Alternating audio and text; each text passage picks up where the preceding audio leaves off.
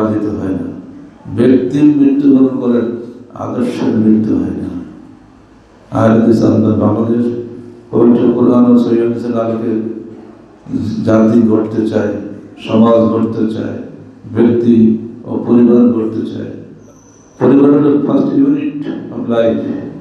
পরিবারে যদি কোরআন হাদিস না থাকে, আপনি সমাজ জীবনে কী করবেন?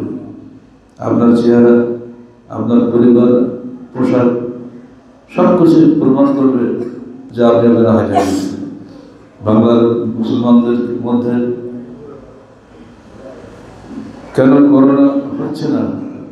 এত ঘনবসতির দেশ কেন হয় না?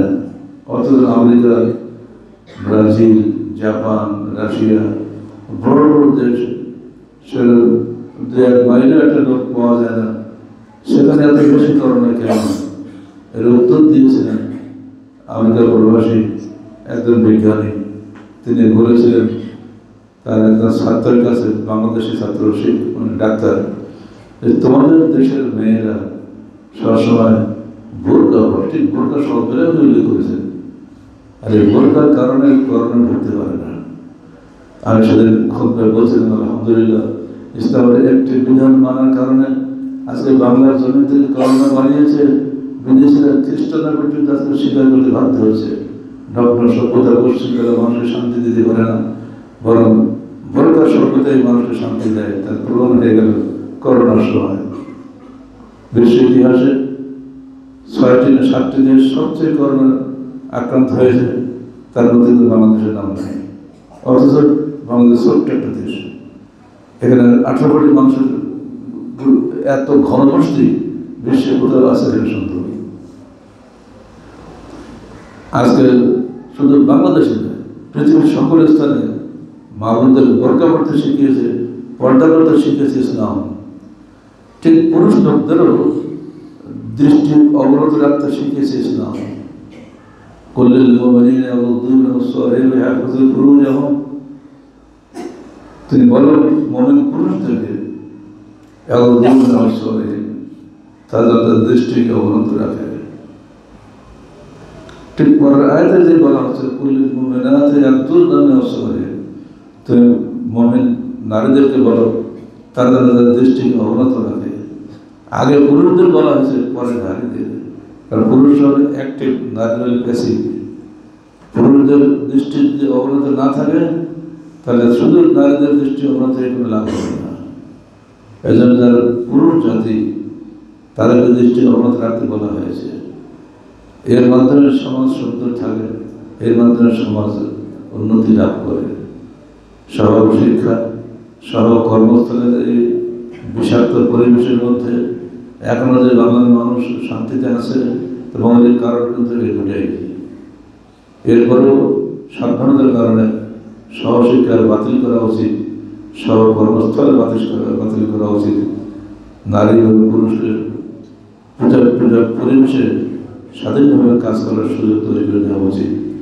যদি সরকার সেটা করেন তাহলে অনেকটা ভালো হবে, না করলে সরকার নিজে ঠকবে, সমাজ দূষণকে রক্ষা করা কঠিন হয়ে যাবে, পারবে না। আজকে জেনারেল ব্যবসায়ী যেভাবে বেড়ে যাচ্ছে, মৌলিক কারণ কিন্তু এটাই, পর্দাহীনতা। পুরুষকেও পর্দা থাকতে হবে, নারীকেও পর্দা থাকতে হবে। কর্মস্থল পৃথক করতে হবে, যে নারী পৃথকভাবে কাজ করতে পারে, পুরুষের কর্মস্থল পৃথক হবে যেন পুরুষ স্বাধীনভাবে কাজ করতে পারে। গার্মেন্টস ফ্যাক্টরিগুলোতে একেবারে যাচ্ছে অবস্থা হয়ে গেছে, এমনি প্রায় সর্বত্র। এখন সংস্কার চলছে, সরকার খুব সংস্কার করার প্রস্তাব চাচ্ছেন মানুষের কাছে। আমরা সর্বাগ্রে এই প্রস্তাবই দেব, এই দেশটাকে ইসলামী খিলাফত ঘোষণা করুন। গণতন্ত্র মানুষের তন্ত্র, এটা ঘোষণা করা আল্লাহর তন্ত্র নয়। মানুষ কখনোই ভালো মন্দের সঠিক নির্দেশনা দিতে পারে না। মানুষ বলতে পারে না আগামী দিনের খবর কি, এবং 5 মিনিট পরে তার ভাগ্যে কি অবশ্য বলতে পারে না। অর্থাৎ মানুষের রচিত কোনো বিধান কোশ্চেনকালের সমাজে শান্তি দিতে পারে না। তাই আমরা বলবো, যদি রাষ্ট্র সংস্কার চান, সবার আগে এক বাক্যে বলুন আমরা ইসলামী খিলাফত চাই। কারণ এখানে 92% মুসলমান, এবং তারা তো গ্রহণ করবেই, অন্যরাও সাদরে গ্রহণ করবে। কারণ ইসলামের কল্যাণকারীদের সম্পর্কে পৃথিবীতে এমন কোন জ্ঞানী মানুষ নাই যে তা অস্বীকার করে, সে মুসলমান হোক বা না হোক। জর্জ বার্নার্ড ফাদার এই জন্যই বলেছেন, if a man like Muhammad Sallam is to assume the dictatorship of the modern world, he will succeed to bring the much needed peace and happiness.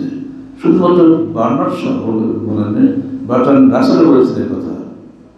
Bernard Shah বলেছেন যে মোহাম্মদের মধ্যে একজন লোক এই পৃথিবীর ডিক্টেটর হয়ে আসছেন, তিনি একাই যথেষ্ট ছিলেন এই পৃথিবীতে বহু আকাঙ্ক্ষিত শান্তি এবং সুখ আনার জন্য। ডিক্টেটর বলেছেন ভাষাটা, আমাদের ডিক্টেটর শুনে খেপে যায়। মোহাম্মদের মতো একজন চরিত্রবান লোক ডিক্টেটর হয় তাহলে হবে। কারণ ডিক্টেটর কেন, যে সাধারণত মানুষ স্বেচ্ছাচারিতা পছন্দ করে, স্বেচ্ছাচারিতা চলবে না, সত্য তার পক্ষে থাকতে হবে। হাজার লোক যদি একটা মিথ্যার পক্ষে সাপোর্ট দেয় আর একজন লোক যদি সত্যের পক্ষে সাপোর্ট দেয়, আপনি কোনটা অগ্রাধিকার দিবেন? নিঃসন্দেহে একজনকে অগ্রাধিকার দিবেন। এর জন্য বলে আছে ডিক্টেটর। আর আমির ক্ষমতা কিন্তু এরকমই, আমির কিন্তু গণতান্ত্রিক হয় না, সমর্থন লাগে, কিন্তু আমির যতক্ষণ করার জন্য আমাদের নির্দেশ দেন মানতে আমি বাধ্য। আমি বলতে পারবো না, আমি পারবো না, কারণ আমির বুঝে আছে একটা শাশ্বত সত্য, কোরআন এবং সুন্নাহ। কোরআন এবং সুন্নাহ মানুষের দেওয়া নয়, এটা আল্লাহ দেওয়া। আর আমার রসুল কোনো কথা নিজে বলতেন না, যখন তাকে আল্লাহর পক্ষ থেকে ছিল তাকে নির্দেশ না দেওয়া হতো। যদি কোনো রাষ্ট্রপ্রধান তিনি আমির নাম দেন, প্রেসিডেন্ট নাম দেন, যাই নেন, যদি কোরআন এবং সুন্নাহ সত্যিকারের বিধান জারি করেন, প্রত্যেকটা মানুষ মেনে নেবে, সে মুসলমান হোক বা না হোক। তবে বাংলাদেশের প্লাস পয়েন্টে যেগুলো আমরা বিভাগ মুসলমান, যদি আমল থাক না থাক, যদি আমরা সেদিকে এগিয়ে যেতে পারতাম, তাহলে আমাদের রাষ্ট্র সংস্কার সার্থক হয়ে যেত। যদি অভ্যুত্থানে বহু কিছু হচ্ছে, শুনলাম 834 জনের শহীদ হয়েছে। আমার তো বলি শহীদ হয়ে ওরা মরে গেছে। শহীদ হলে লক্ষ্য থাকবে আল্লাহর বিধান কায়েম করতে, না আল্লাহ রাস্তায় শহীদ হলে সে তো শহীদ হয়। আর কি রাস্তায় শহীদ হয়েছে? গণতন্ত্রের জন্য। গণতন্ত্রের জন্য মৃত্যুবরণ করলে করছে, তাহলে শহীদ হতে পারে না। কারণ তুমি বললে আরো লোক, বহু লোক মরবে আর একজন মানুষের বিধান কায়েম করার জন্য। আর সেখানে অধিকাংশ রায় চূড়ান্ত, ইসলামের সেখানে ওহির বিধান চূড়ান্ত, যেখানে সার্বভৌম ক্ষমতার অধিকারী হচ্ছে জনগণ, ইসলামের সার্বভৌম ক্ষমতার অধিকারী আল্লাহ। গণতন্ত্রে অধিকাংশ মানুষের ইচ্ছা অনুচ্ছেদ করে ভালো মন্দ নির্ধারিত হয়, ইসলামে ভালো মন্দ নির্ধারিত হয় আল্লাহর বিধান অনুযায়ী। আল্লাহ বলেছেন সুদ হারাম। গণতন্ত্র বলল সুদ না হলে দুনিয়া চলবে কেমন করে, অতএব সুদ হারাম হয়ে গেল। বিগত 53 বছর ইতিহাসে বাংলাদেশে কখনো সুদ হারাম হয়নি, সুদ চলছে।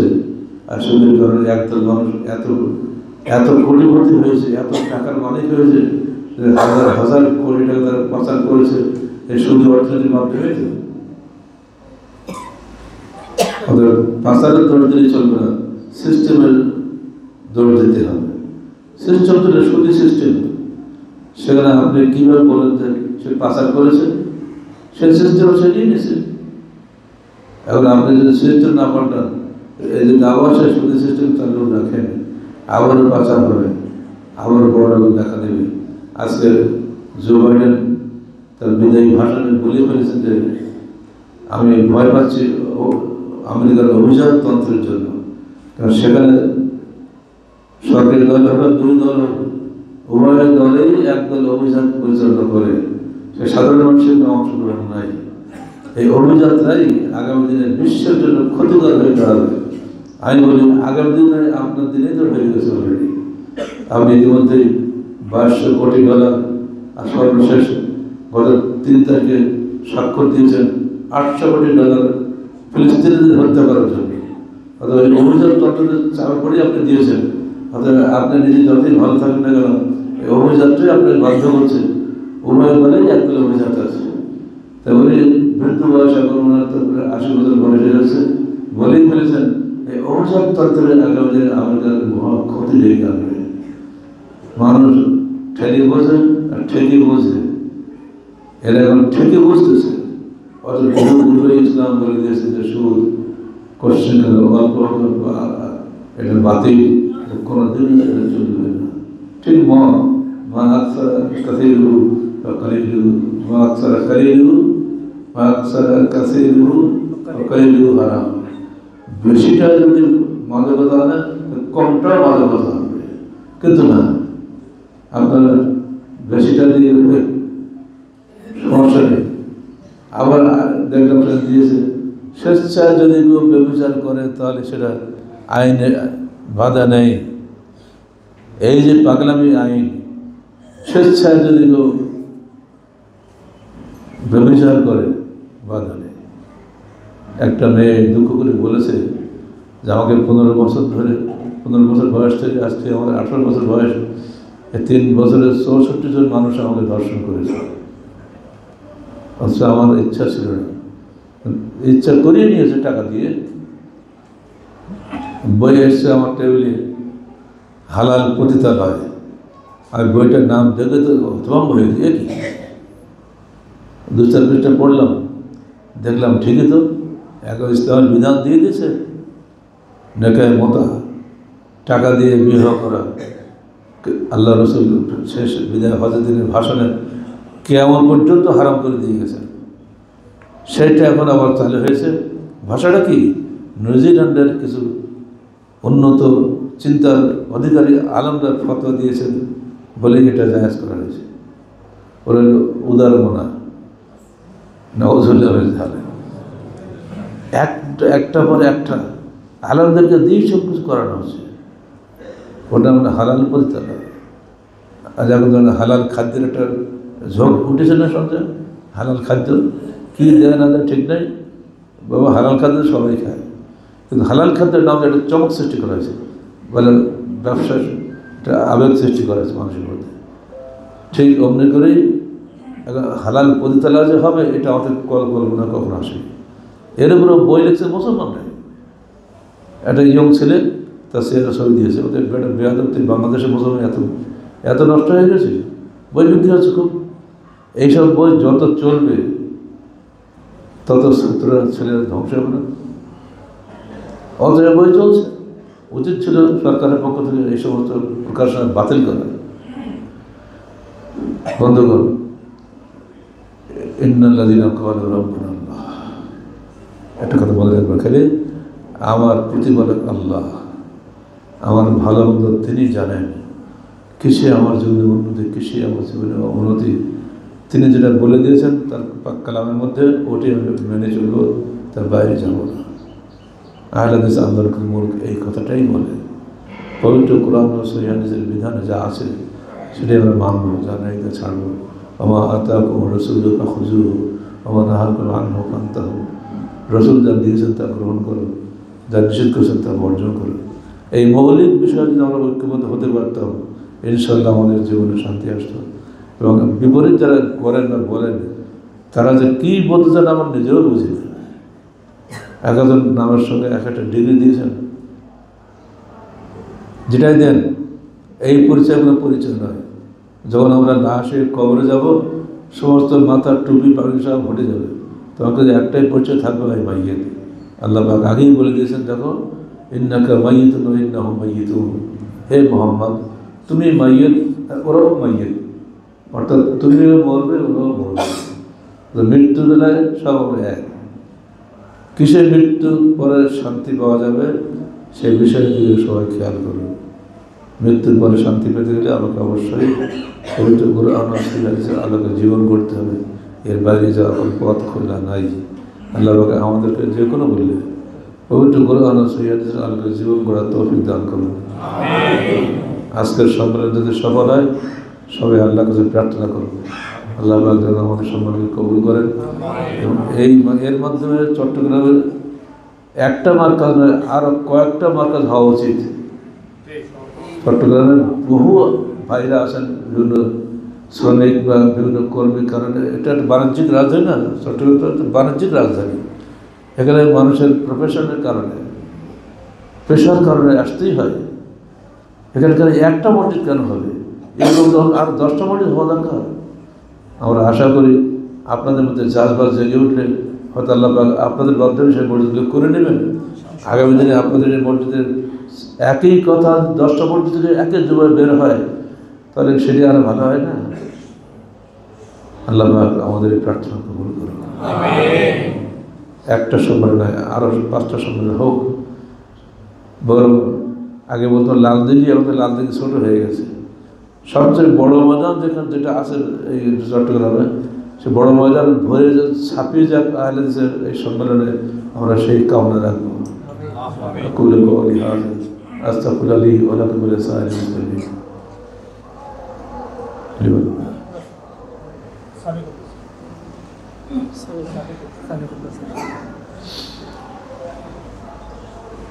الحمد لله نحمده ونستعينه ونستغفره ونؤمن به ونتوكل عليه ونعوذ بالله من شرور أنفسنا ومن سيئات أعمالنا. من يهده الله فلا مضل له ومن يضلل فلا هادي له. ونشهد أن لا إله